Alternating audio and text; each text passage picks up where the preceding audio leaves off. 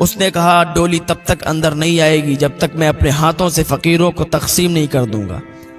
وہ آیا اور اپنے ہاتھوں سے فقیروں میں تقسیم کرنے لگا۔ اور کیسے تقسیم کرنے لگا؟ یوں بھرتا تھا اور یوں پھینک دیتا تھا، یوں بھرتا تھا اور یوں پھینک دیتا تھا، یعنی وہ زمین پر پھینک رہا تھا اور جو فقیر غریب لوگ تھے وہ اٹھا اٹھا کر اس کو جمع کر رہے تھے۔ کافی اس نے رقم پھینک دی، کافی پیسے اس نے فقیروں پہ لٹائے۔ انہی فقیروں میں ایک بوڑھا فقیر تھا، چہرے پر نقاب تھا۔ وہ آگے بڑھا اور کہا کوتوال صاحب مجھے بھی خیرات دیجیے، مجھے بھی بھیک دیجیے۔ کہا یہ دیکھ زمین پر کتنی بھیک پڑی ہے، زمین پر کتنے پیسے میں نے پھینکے ہیں، اٹھا لے تیرا کام ہو جائے گا۔ اس فقیر نے کہا کہ مجھے گرے ہوئے پیسے نہیں چاہیے، مجھے زمین والے پیسے نہیں چاہیے، مجھے تو ہاتھ میں چاہیے۔ تو اسے غصہ تو بہت آیا، اب لیکن خوشی کا ٹائم تھا، خوشی کا موقع تھا، تو وہ کرتا کیا کرتا، تو اس نے غصہ کو پی لیا اور اس نے کہا ٹھیک ہے تجھے ہاتھ میں چاہیے تو لے، ہاتھ میں لے لے۔ وہ ہاتھ میں دینا ہی چاہ رہا تھا کہ اس فقیر نے اپنے نقاب کو ہٹایا۔ قسم خدا کی وہ کوئی اور نہیں تھا، وقت کا بادشاہ اورنگزیب رحمت اللہ علیہ تھے۔ جیسے ہی اس نے دیکھا کہ بادشاہ سلامت سامنے، اب اس پہ تو سکتہ طاری ہو گیا، ساری خوشیاں مٹی میں مل گئیں، ایک سکتہ طاری ہو گیا اور ڈر کے مارے کانپنے لگا، تھر تھر تھر تھر کانپنے لگا۔ کہا حضور آپ یہاں کیسے؟ کہا میں کیسے؟ ابھی بتاتا ہوں یہاں میں کیسے۔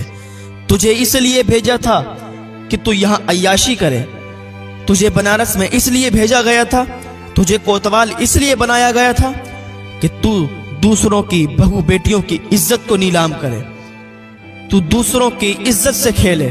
بادشاہ سلامت کے ساتھ پورا فوجی دستہ آیا ہوا تھا۔ بادشاہ اورنگزیب نے حکم فرمایا، پوری بنارس کی گلیاں بھری ہوئی تھی، پورے بنارس کے لوگ دیکھ رہے تھے بادشاہ اورنگزیب رحمت اللہ علیہ اب کیسا انصاف کرنے والے ہیں، کیسا انصاف کریں گے۔ بادشاہ اورنگزیب رحمت اللہ علیہ نے فرمایا کہ وہ کوئی بھی ہو، ہندو ہو، مسلمان ہو، کسی دھرم کا ہو، کسی کے ساتھ ناانصافی نہیں ہوگی۔ جو گناہگار ہے اس کو سزا ملے گی، گناہ کرنے والا کوئی بھی ہو گناہگار کو سزا ملے گی، اور مظلوم کو انصاف دیا جائے گا۔ بادشاہ اورنگزیب رحمت اللہ علیہ نے حکم فرمایا کہ 2 ہاتھیوں کا انتظام کیا جائے۔ فوراً 2 ہاتھی لائے گئے۔ کہا دونوں کے پیروں میں اس کے پیر باندھ دو، ایک پیر اس ہاتھی میں باندھ دیا گیا، ایک پیر اس ہاتھی میں باندھ دیا گیا، اور کہا ان کو بہت اسپیڈ میں دوڑا دو، ان کو بہت تیزی کے ساتھ بھگا دو۔ دونوں کو بہت اسپیڈ کے ساتھ بھگایا گیا، اور جیسے ہی ہاتھی ایک ادھر بھاگا ایک ادھر بھاگا، اس کے پیر پھٹ گئے، اس کا جسم ریزہ ریزہ ہو گیا، اور وہیں پر اس نے دم توڑ دیا۔ بنارس کی سرزمین پر لوگ دیکھ رہے تھے بادشاہ اورنگزیب کا انصاف۔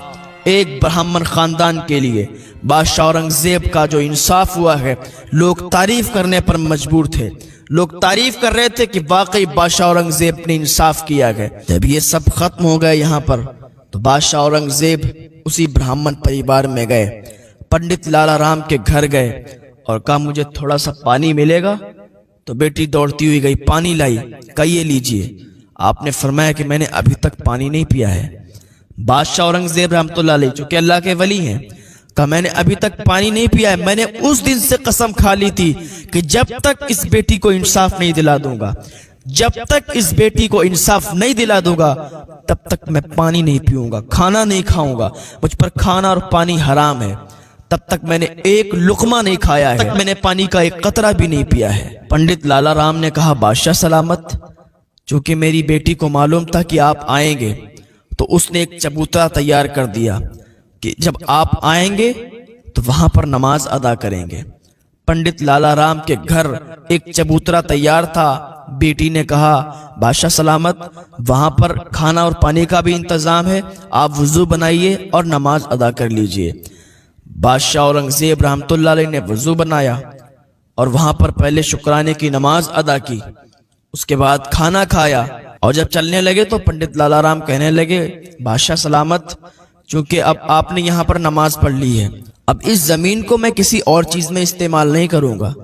بادشاہ سلامت، اب یہاں پر میں ایک مسجد بنا دوں گا، ایک مسجد قائم کر دوں گا، اس میں آپ جب بھی آئیے گا نماز ادا کیجیے گا۔ پنڈت لالا رام نے وہاں پر ایک مسجد بنا دی، اور یہی بات ہے کہ آج تک وہ مسجد قائم ہے۔ بادشاہ اورنگزیب رحمۃ اللہ علیہ نے تانبے پر ایک خط لکھا، اور خط لکھنے کے بعد وہیں پر لٹکا دیا کہ جب تک یہ مسجد قائم رہے گی تب تک اس کا جو متولی ہوگا وہ آپ کے ہی خاندان سے ہوگا، یعنی برہمن خاندان سے ہوگا، پنڈت خاندان سے ہوگا، آپ کے ہی خاندان سے ہوگا۔ اور یہی بات ہے کہ آج تک وہ مسجد قائم ہے، اور آج بھی اس کا جو متولی ہے